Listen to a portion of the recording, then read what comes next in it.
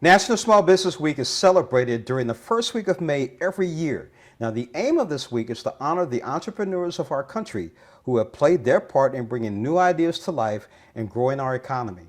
Small business owners have had to be resilient and agile over the past 2 years, really, in order to remain successful during uncertain times. Now, joining us to discuss the challenges and the rewards of running a small business is Brad Brodigan, Head of Small Business Solutions at Chase. Good morning, Brad. Good morning, James. Now, what can you tell us about the transformation of small businesses during the past 2 years? The first thing that I think is so important for all of us to remember is the importance of small businesses to our local communities as well as our national economy. There's more than 30 million small businesses in America. Nearly 1 in every 2 employees works for a small business. They're the backbone of our economy. But the last 2 years have been tough. Many small businesses have had to shut down temporarily. They've had to lay off employees. And in some cases, they've had to shut down their business entirely. However, what we found is that small businesses who have been able to adapt and adjust their business have been able to manage through and thrive by changing the way that they engage with their customers. It's been inspiring to see.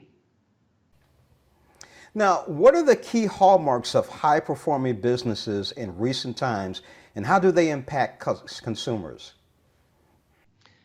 Last month, we talked with more than 1,000 of our small business customers in a survey, and we learned some really interesting things from them.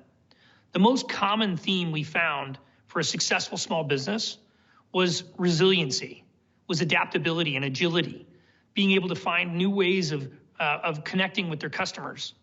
It's been inspiring. And if we think about it, a lot of small businesses found new ways to use technology. For example, mobile app ordering has been much more common than it used to be. We've also seen small businesses deliver services in new virtual ways. If you can think about online yoga classes, for example, or restaurants that did virtual cooking classes. It's been great to see small businesses who are able to adapt and not only manage through, but in many cases thrive through the pandemic. It's inspiring. Now, what are the needs, especially in technology, of small business owners? Small business owners are busy. Specifically, the lines between their personal lives and their professional lives are blurry at best. If you can imagine a small business owner at night, maybe 10 o'clock, after they've put their kids to bed and they get back to running their business, they need tools and technology that will allow them to run their business any time of the day, anywhere they are.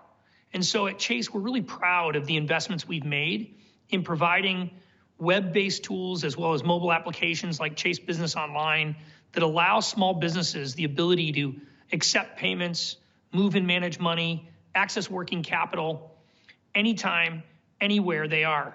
By being able to use these services, it gives them the flexibility they need to provide financial services that will help them manage their business wherever they are, whenever they are.